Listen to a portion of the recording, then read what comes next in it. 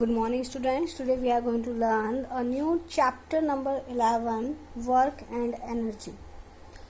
जैसा हम बोलते हैं कि हम कोई भी काम कर रहे हैं, अरे हम बहुत थक गए, आज हमने बहुत काम किया, आज हमने बहुत वर्कलोड था, है ना। तो वर्क क्या होता है? वर्क मीन्स होता है इट इज या work is done when a force produces motion.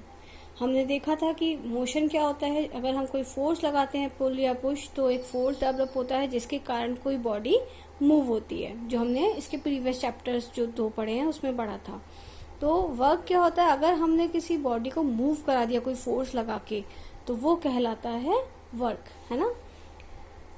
अब हमारा जो वर्क होता है वो बेसिकली 2 फैक्टर के ऊपर डिपेंड करता है. पहला फैक्टर होता है हमारा फोर्स, जितने भी मैग्नीट्यूड से हमने वो फोर्स अप्लाई किया है. मैग्नीट्यूड मतलब होता है कि हम कितना फोर्स अप्लाई कर रहे हैं.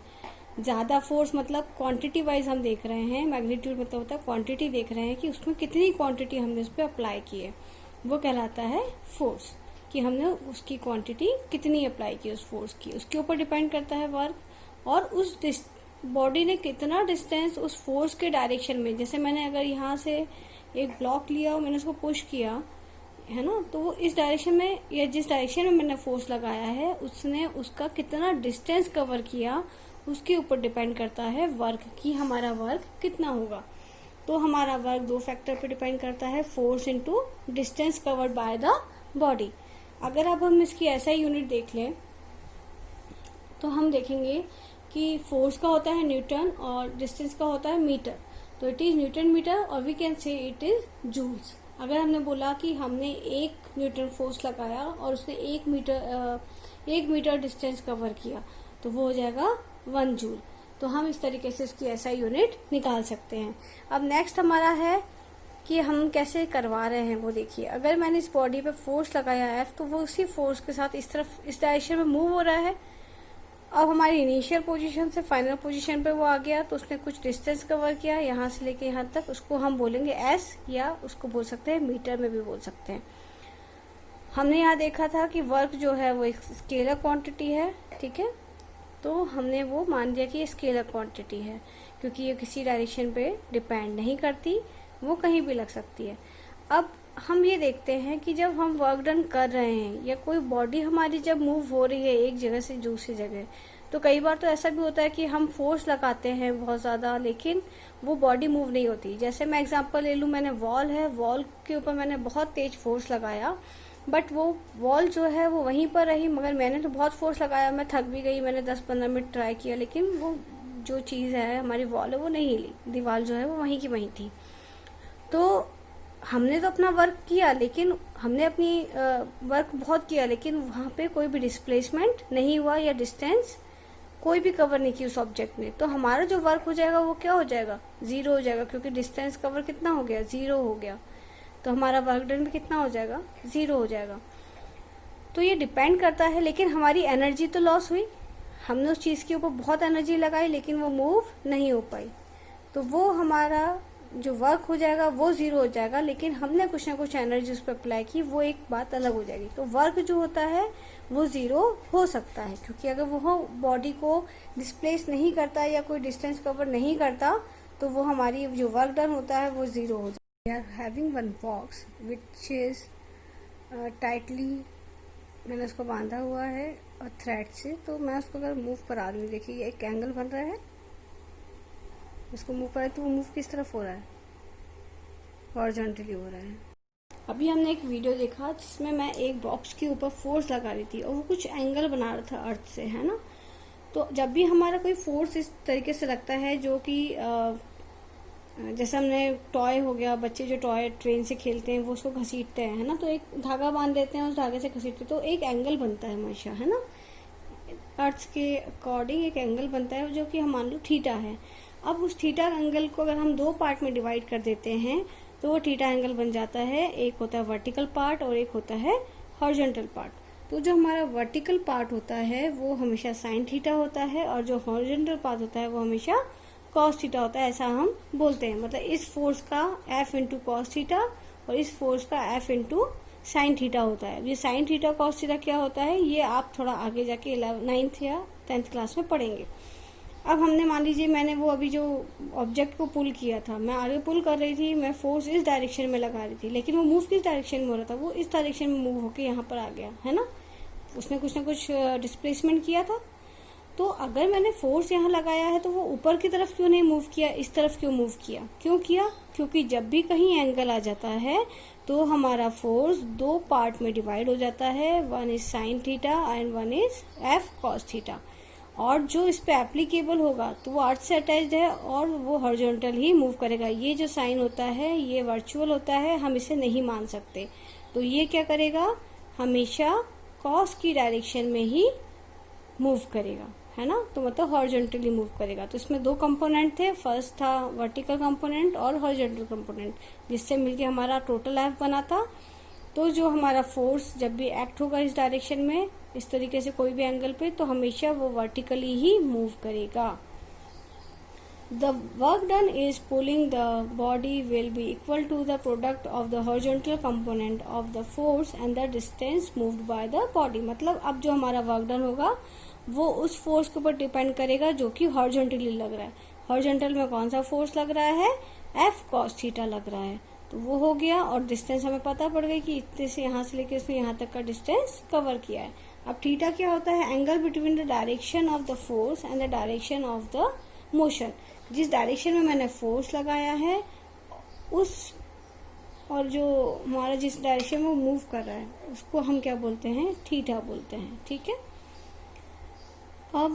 अब एक और चीज होती है, अगर मैंने बोला कि फोर्स जो है हमारा 90 एंगल पे लग रहा है। अब कॉस थीटा, अगर हम कॉस थीटा की वैल्यू 90 कर देंगे, कॉस 90 हमेशा क्या होता है, 0 होता है, ये आप याद करेंगे बाद में।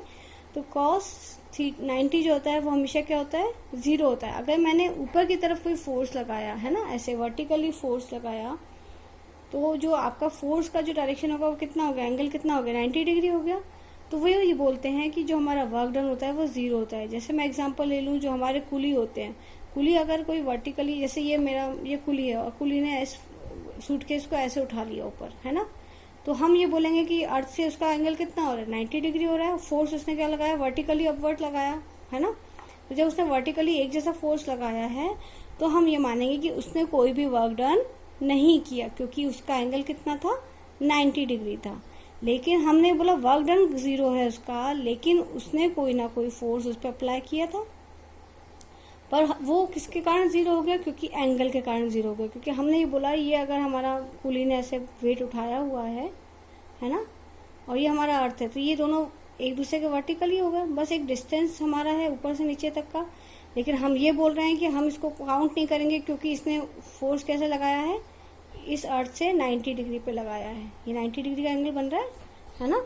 तो हमने भी बोला कि वो 90 डिग्री एंगल पे बन रहा है, तो हम ये मानेंगे कि इसने जो वर्क डन किया, इस आदमी ने जो वर्क डन किया है वो कितना हो गया है, 0 हो गया। जबकि ऐसा नहीं होता, वो बेचारा फोर्स लगा रहा है, वो मतलब अपनी एनर्जी तो उसने वेस्ट की, उसने उठाने में और उसको मूव कराने में। लेकिन हम ये बोलेंगे वर्क डन 0 है, लेकिन उसने जो फोर्स अप्लाई किया है उसके कारण जो उसने एनर्जी लॉस की है, वो एनर्जी कुछ ना कुछ होगी, जो हम एनर्जी को बाद में पढ़ेंगे। तो हमने ये बोला कि उसने कोई भी वर्क डन नहीं किया। अब ऐसे ही हम बोलते हैं कि फोर्स जो होता है अगर अपोजिट अप्लाई हो रहा है, जैसे कि मैं मान लीजिए एक बॉक्स को मूव करा रही थी इस तरफ, और उसके ऊपर एक नेगेटिव फोर्स लगता है फ्रिक्शन का, जो कि सरफेस के कारण लगता है, अर्थ सरफेस के कारण लगता है। तो ये क्या हुआ, अगर धीरे धीरे स्पीड कम हो रही है या फोर्स ये वाला ज्यादा होता जा रहा है, ये वाला फोर्स कम होता जा रहा है, तो हम ये बोलेंगे कि जो नेगेटिव फोर्स अप्लाई हो रहा है, तो हमारा जो फोर्स है या जो वर्क है वो नेगेटिव भी हो सकता है। तो वर्क हमारा नेगेटिव भी अप्लाई हो सकता है उस केस में जब हमारे किसी बॉडी या ऑब्जेक्ट की स्पीड धीरे धीरे कम हो रही हो। इसका मतलब जो हमने फोर्स लगाया था वो कम हो गया हो, और जो फ्रिक्शनल फोर्स है उसकी वैल्यू बढ़ने लगी हो। वो कैसे होता है वो मैं एग्जांपल अभी आपको दूंगी। तो हमने ये देखा कि जो होता है वर्क हमारा पॉजिटिव भी हो सकता है, नेगेटिव भी हो सकता है, और 0 भी हो सकता है। अब मैंने बोला वैन पॉजिटिव कब होता है, when the force act in the direction of motion of the body. जैसे मैंने अगर बॉल ली है एक, उसको मैंने इस तरफ का फोर्स लगाया इस डायरेक्शन में, और वो इसी डायरेक्शन में मूव हो गई, उसका मोशन भी सेम डायरेक्शन में हो गया। तो हमने ये बोला इस पे मैंने पॉजिटिव वर्कलोड लगाया है। अब नेगेटिव की बात करें, अगर मैंने ये बोला कि मैंने इस पे फोर्स लगाया था और ये डायरेक्शन में मूव हो रही थी, लेकिन अब इसकी धीरे धीरे क्या हो रही है, स्पीड कम हो रही है। तो ये जो नेगेटिव में फोर्स लग रहा था इसकी वैल्यू बढ़ती जा रही, क्योंकि मैंने बहुत थोड़ी देर हो गई है ना, ये मूव करते करते आगे बढ़ गई। थोड़ी देर बाद बॉल हमारी रुक जाती है। क्यों रुक जाती है? क्योंकि एक फ्रिक्शनल फोर्स लगता है जो कि नेगेटिव डायरेक्शन में लगता है। तो इसकी वैल्यू बढ़ गई और इसकी वैल्यू कम हो गई। तो इस वाले केस में हम बोलेंगे कि जो हमारा वर्क डन है वो नेगेटिव है। क्लियर? अब एक आता है when a force act in the right angle to the direction of motion of the body. अगर कोई भी फोर्स इस डायरेक्शन में लग रहा है ना, ये मेरा यहाँ पे मान लीजिए कोई बॉडी, ये बॉल रखी हुई है, अगर मैंने ऐसे कुछ फोर्स लगाया है ना, ऊपर की तरफ फोर्स लगा रही हूँ 90 एंगल पे, तो हम ये बोलेंगे कि ये वाला जो फोर्स होता है ये भी 0 होता है। अगर मैं बोलूँ अर्थ है, अगर अर्थ हमारा एक ऑर्बिट में मूव कर रही है, ये हमारा ऑर्बिट है और ये हमारी अर्थ मूव कर रही है ना, तो ये क्यों मूव कर पा रही? क्योंकि यहाँ पर एक सेंटर में एक फोर्स क्रिएट हो रहा है, इसको बोलते हैं सेंट्रीफ्यूगल फोर्स, है ना। तो ये हमारी बॉडी पे यहाँ पे एक्ट हो रहा है। तो जब भी हम इसको कैलकुलेट करेंगे तो हमेशा ये 90 डिग्री ही होता है। इसलिए हम बोलते हैं कि जो अर्थ है या जो सन है जो कि ऑर्बिट में मूव कर रहे हैं, ये हमेशा 90 एंगल होते हैं। जब भी हम किसी, अगर अर्थ यहाँ पर आ गई मूव होके, है ना, तो भी हम ये देखेंगे कि ये भी हमारा 90 डिग्री एंगल है।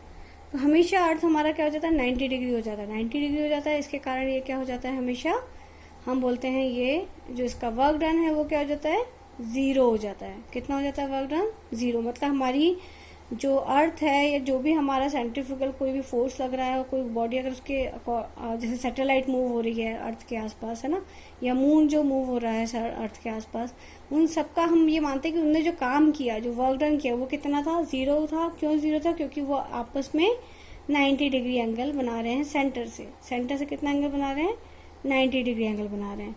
इसलिए हम उसको बोल सकते हैं कि वर्क डन जो होता है वो 0 भी होता है कई केसेस में। और अब हम उसके बाद में ये एक्सप्लेन करेंगे कि आखिर एनर्जी क्या होता है, क्योंकि हमने कुछ ना कुछ एनर्जी अप्लाई की लेकिन वो चीज़ मूव नहीं हुई, जो हमारा वर्क था वो तो 0 हो गया।